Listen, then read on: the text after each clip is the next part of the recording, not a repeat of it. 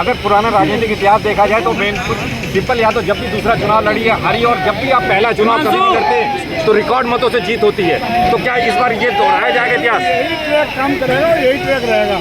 कभी भी डिम्पल जी दूसरा चुनाव नहीं जीती है, इस बार भी यही होगा। डिम्पल यादव ने कहा महिलाओं को सुरक्षित नहीं है, क्या कहेंगे? देखिए, मैं समझता हूँ कि डिम्पल जी को थोड़ा सा याद कर लेना चाहिए, अपने पतिदेव के कार्यकाल का याद आ जाना चाहिए। 12 से 17 में, या 12 से 17 के बीच में गुंडई, अराजकता, महिला उत्पीड़न, जमीनों पे कब्जे, चौथ वसूली, फिरौती, छिनैती जो पिटा वही जेल गया। ये दंत 12 से 17 तक सबसे ज़्यादा अगर किसी ने झेला है तो मैनपुरी है। तो ये मैनपुरी की जनता इस बार जवाब देगी।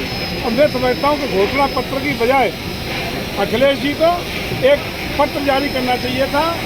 अपना हमने जो गलतियां 12-17 बीत की हैं उनकी पुनरावृत्ति नहीं होने देंगे। अगर सत्ता उत्तर प्रदेश की देती है तो अच्छा रहता। राहुल गांधी कह रहे हैं कि किसानों को MSP मिलना चाहिए और युवाओं को रोजगार, महिलाओं को बेरोजगारी से दूर करना चाहिए, लेकिन भारतीय जनता पार्टी इस पर बिल्कुल ध्यान नहीं दे रही है। आज पूरे देश में आदरणीय मोदी जी की गारंटी पर गारंटी की मानते हुए विश्वास है, योगी जी के कामों पर विश्वास है।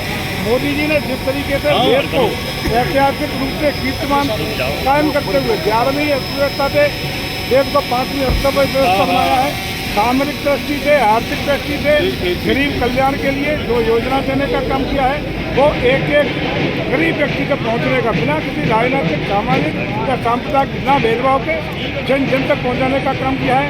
उत्तर प्रदेश का जंगल राज खत्म करके उत्तर प्रदेश में कानून का राज हमारे योगी जी ने दिया है और उसी का परिणाम है कि देश की जनता, प्रदेश की जनता और मैनपुरी की जनता भारतीय जनता पार्टी को विश्वास कर रही है। भारतीय जनता पार्टी ने आप पे विश्वास जताया है और आपको प्रत्याशी, आपको भारतीय जनता पार्टी ने चुनाव हारने के लिए भेजा है। यही उन्होंने कहा है, चुनाव हराने के लिए भेजा है।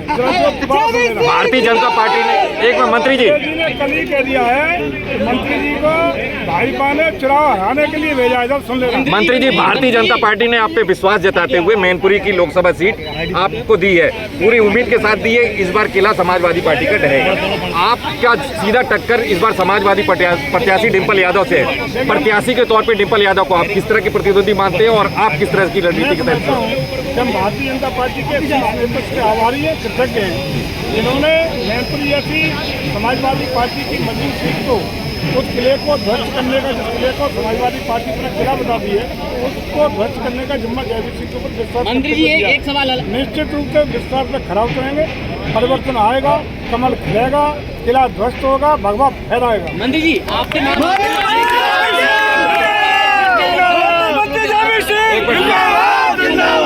घोषित होते ही अखिलेश यादव डिम्पल का नाम काटकर खुद चुनाव लड़ सकते हैं, सूत्रों की खबर आ रही है। अच्छा, स्वागत है, कोई प्रत्याशी आ जाए, स्वागत है। डर रहे क्या ये? मजबूती के साथ खड़े हैं, कमल निशान लेकर के, कमल खिलेगा, भगवान लहराएगा। कितनी सीटों पे जीत समझ